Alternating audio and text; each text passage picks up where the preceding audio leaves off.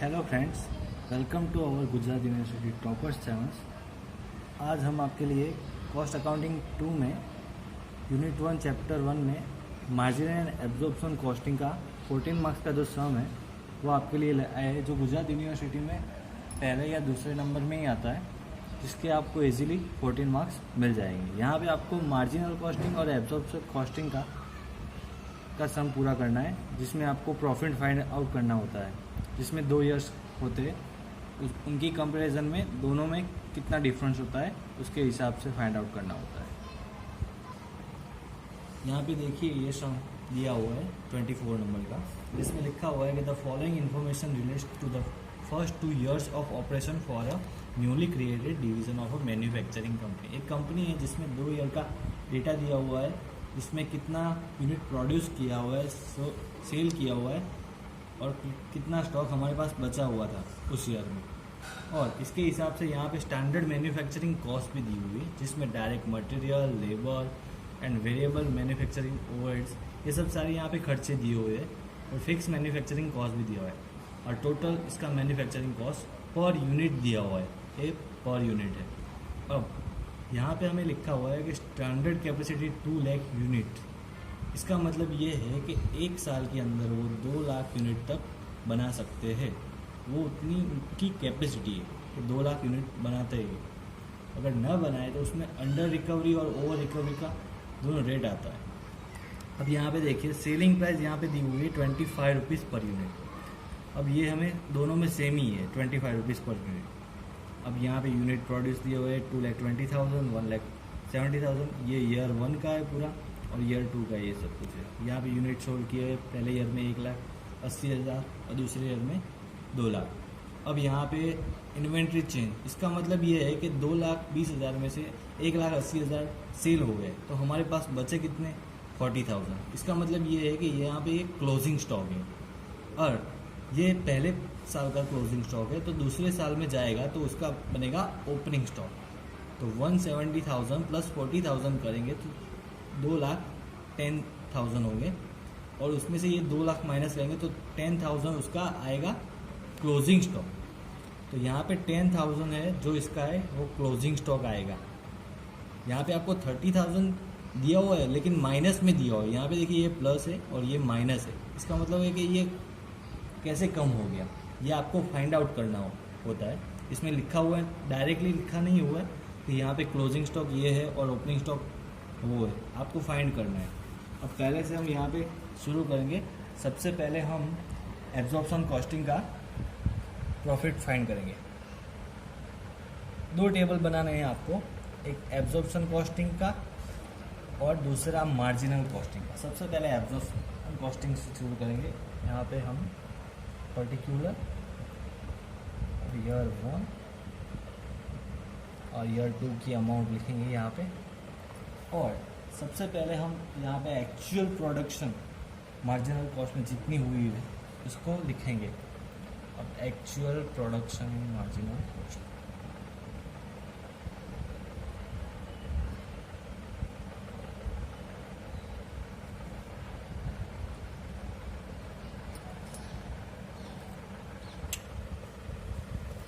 ये यहाँ पे हमें दी हुई है एक्चुअल प्रोडक्शन। यूनिट प्रोड्यूस पहले ईयर में 2,20,000 और दूसरे ईयर में 1,70,000, ये हमारे पास है, ये लिख लेते हैं।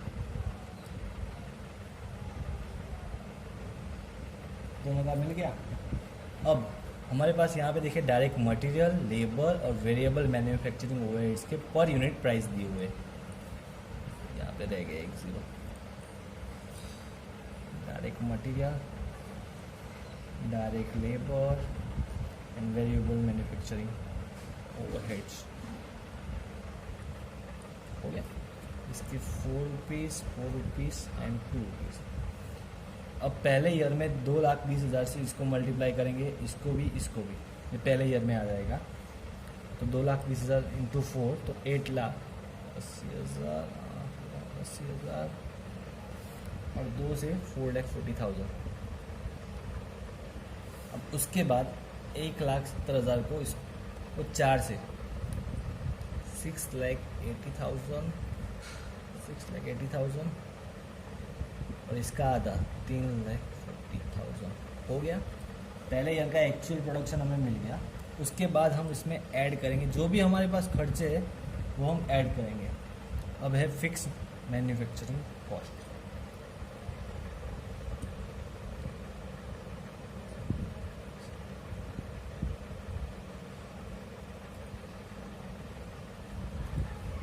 वो भी उसके हिसाब से जितना प्रोडक्शन किया है उतना 2,20,000 इंटू यहाँ पे देखो फिक्स मैन्युफैक्चरिंग कॉस्ट 4 रुपीज़ दी हुई है।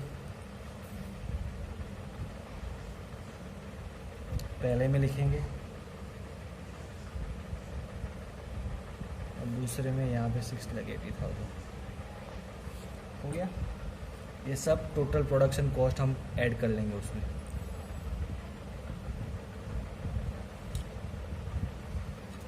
तो ये सब यहाँ पे हम ऐड करेंगे।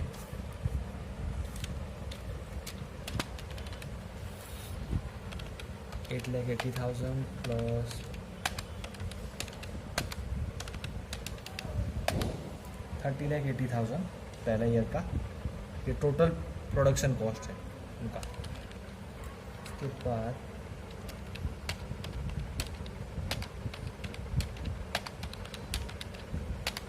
$23,80,000 ये दोनों का हो गया। अब उसके बाद हमारे पास जो क्लोजिंग स्टॉक बचा होगा तो हम उसे माइनस करेंगे और ओपनिंग स्टॉक होगा तो हम उसे ऐड करेंगे। जैसे कि हमने पूरे ईयर में जितना भी प्रोडक्शन किया उसमें से जो सेल्स माइनस करेंगे तो हमें प्रॉफिट मिलेगा। जितना भी खर्चा होगा और जितनी भी हमारी इनकम होगी वो माइनस करेंगे, उसके बाद ही हमें प्रॉफिट मिलेगा। अब यहाँ पे हम लेस में क्लोजिंग स्टॉक करेंगे।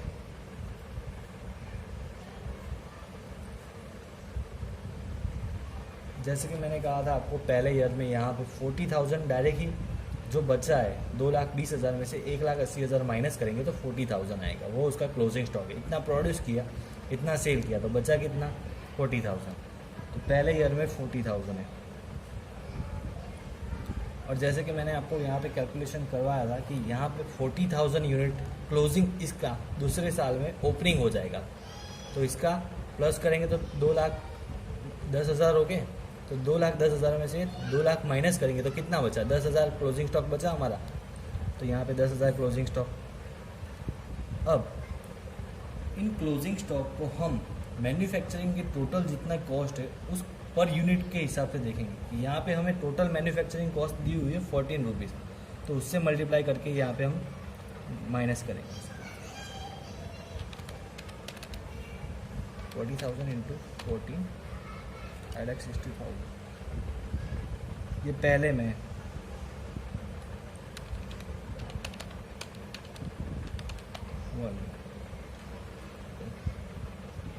ये दूसरे में, इसको ऐसे ब्रैकेट में रखेंगे इसलिए हमको मालूम पड़ेगा कि इसको लेस करना है। अब उसके बाद यहाँ पे ऐड करेंगे हम ओपनिंग स्टॉक। हालांकि यहाँ पे हमें कुछ लिखा हुआ दिया नहीं है ईयर 1 में, तो इसलिए ये जो क्लोजिंग स्टॉक था अपना 40,000 वो दूसरे ईयर में जाके 40,000 ओपनिंग स्टॉक बन जाएगा। तो इसका मतलब यहाँ पे हम ओपनिंग स्टॉक में 40,000 इंटू 14 ये हम वहाँ पे ऐड करेंगे 56,000 दूसरे साल में। हो गया। अब यहाँ पे अंडर रिकवरी और ओवर रिकवरी आएगा। जैसे कि आप यहाँ पे ध्यान रखना, हमारे पास स्टैंडर्ड कैपेसिटी कितनी थी 2 लाख यूनिट की, तो इन्होंने पहले ईयर में यूनिट में प्रोड्यूस किए थे 2,20,000। तो इसका मतलब है उन्होंने ज़्यादा किया प्रोडक्शन, तो ये आएगा ओवर रिकवरी। और ओवर रिकवरी ही हमारी लेस होगी और अंडर रिकवरी ऐड होगी। ओवर रिकवरी लेस करेंगे हम क्योंकि ज़्यादा हमने प्रोडक्शन कर दिया, इसलिए ओवर रिकवरी हमने ज़्यादा प्रोडक्शन कर दिया इसलिए हम उसे लेस करेंगे। और दूसरे साल में आप देख सकते हैं कि उसने 1,70,000 यूनिट प्रोड्यूस किए, जबकि हमारी कैपेसिटी कितनी है 2 लाख यूनिट की। इसका मतलब 30,000 अंडर रिकवरी रेट है, तो हम उसे ऐड करेंगे अंडर रिकवरी। पहले में कितने थे 20,000 ओवर रिकवरी, और दूसरे में कितने हैं 30,000। उसको हम मल्टीप्लाई बाय करेंगे 4 से, जो हमारी फिक्स मैन्युफैक्चरिंग कॉस्ट है जो उसके ऊपर लगती है। जैसे कि हम कोई भी यूनिट बनाए तो उसकी फिक्स मैन्युफैक्चरिंग कॉस्ट होगी, जो ज़्यादा बनाए या कम बनाए उसको डिपेंड करती है। जैसे कि उन्होंने लिखा है 2 लाख यूनिट की उनकी 4 रुपीज़ की है, तो इसलिए उन्होंने 20,000 यूनिट ओवर रिकवरी हो गए, तो उसको भी 4 रुपये से फिक्स कॉस्ट से मल्टीप्लाई करना पड़ेगा, तो ओवर रिकवरी लेस होगी, ये आप ध्यान रखना, और अंडर रिकवरी ऐड होगी। अब यहाँ पे हमें टोटल मिल जाएगी दोनों की कॉस्ट ऑफ सेल्स।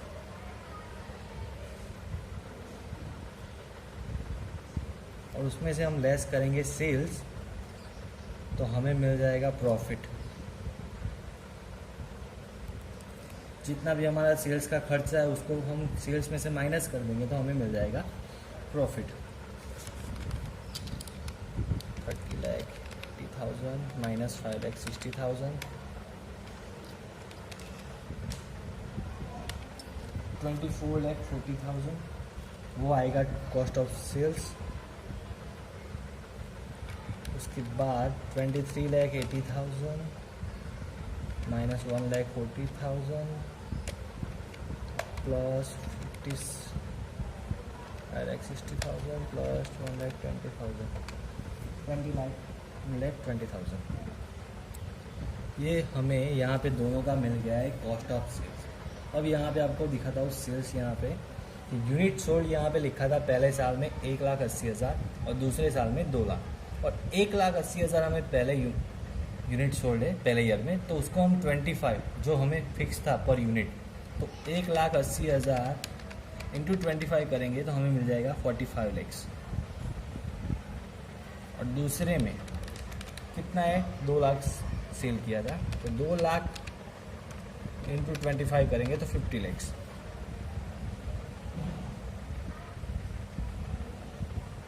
हो गया। अब इसमें से ये माइनस कर देंगे, तो जैसे 24,40,000 माइनस 45 lakhs, तो 20,60,000 ये हमारा प्रॉफिट पहले ही साल का।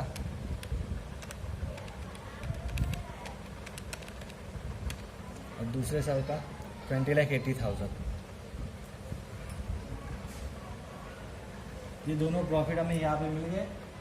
अब ऐसे ही हमें दूसरा फाइंड करना है मार्जिनल कॉस्टिंग का।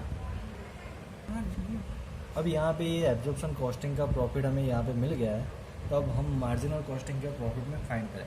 उसमें कुछ ज़्यादा डिफरेंट नहीं होता, उसमें सिर्फ क्लोजिंग स्टॉक ही डिफरेंट आएगा।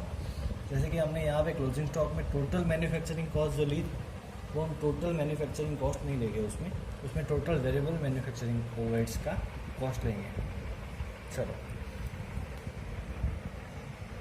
Marginal costing account.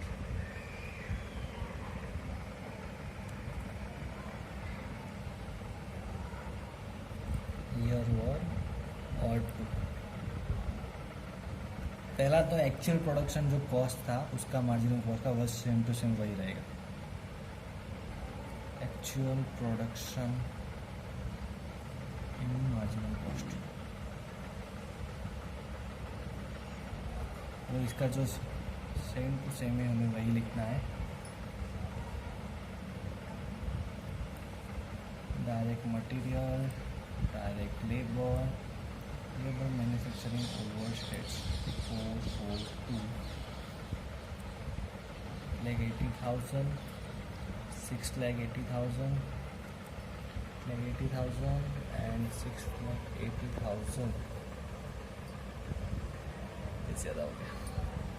4,40,000 and 3,40,000। अब इसके बाद हमने जो यहाँ पे लिया था कि फिक्स मैन्युफैक्चरिंग कॉस्ट डायरेक्टली, अब हम यहाँ पे लेंगे पहले क्लोजिंग स्टॉक और ओपनिंग स्टॉक, उसके बाद फिक्स मैन्युफैक्चरिंग कॉस्ट आएगी। जैसे कि हमने यहाँ पे किया था क्लोजिंग स्टॉक लेस और ऐड करेंगे ओपनिंग स्टॉक, वो तो करेंगे ही, वो तो सेम टू सेम वही रहेगा। जैसे कि लेस क्लोजिंग स्टॉक करेंगे तो क्लोजिंग स्टॉक तो हमारा वही का वही रहेगा 40,000 एंड 10,000। पर यहाँ पे जो हमने वो पर यूनिट लिया था कॉस्ट 14 रुपीज़, हम यहाँ पे लेंगे 10 रुपीज़ जो इसका टोटल है वेरिएबल का कॉस्ट। और ओपनिंग स्टॉक तो ऐड करना है, वो भी हम वही का वही लेंगे।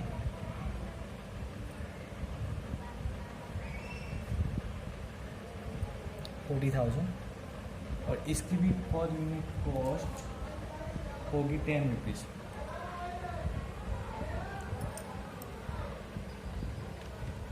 अब यहाँ पे मल्टीप्लाई कर देंगे हम 40,000 इंटू 10 4 लैक्स, जो क्लोजिंग स्टॉक में माइनस हो गए पहले ईयर में। और यहाँ पे 10,000 इंटू 10 1,100,000 जो दूसरे साल में था, और ये 4 लाख ऐड हो गया। अब यहाँ पे हम ऐड करेंगे फिक्स मैन्युफैक्चरिंग कॉस्ट।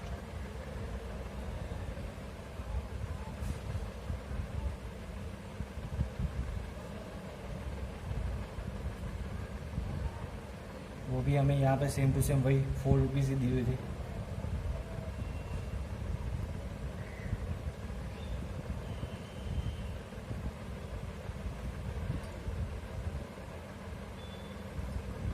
इसमें ज़्यादा कुछ अब डिफरेंस नहीं आएगा।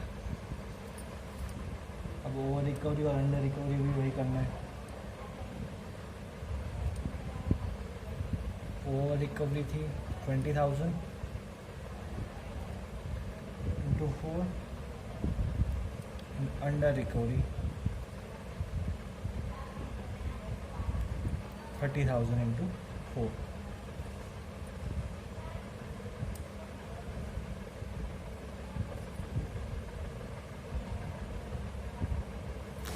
ओवर रिकवरी हमें लेस करनी थी और अंडर रिकवरी हमें ऐड।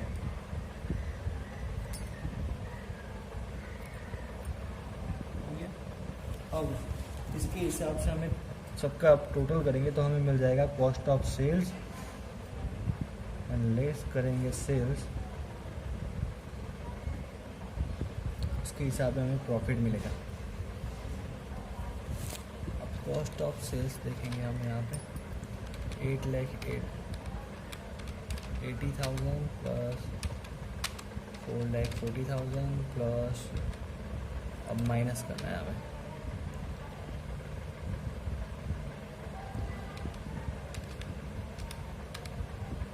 प्लस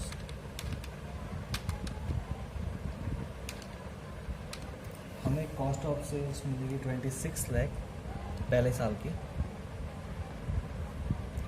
अब दूसरे साल में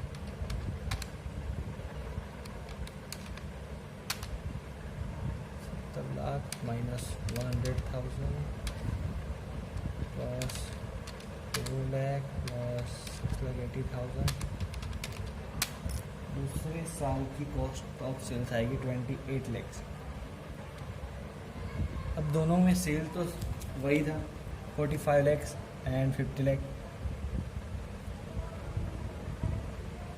अब देखते हैं किसका प्रॉफिट ज़्यादा आएगा। इसका 19 लाख और इसका 22 लाख। अब देख सकते हैं कि यहाँ पे दोनों में 20,60,000 और दूसरे में 20,80,000 और इसमें 19 लाख और 22 लाख आए हुए हैं। इस हिसाब से हमें दोनों के प्रॉफिट में जो डिफरेंस आएगा वो हम जिसमें ज़्यादा होगा वो चूज़ करेंगे। इस तरह हमें एब्जॉर्प्शन कॉस्टिंग अकाउंट और मार्जिनल कॉस्टिंग अकाउंट का टेबल तैयार करना है। एक बार आप ये पूरा सम देख लीजिए।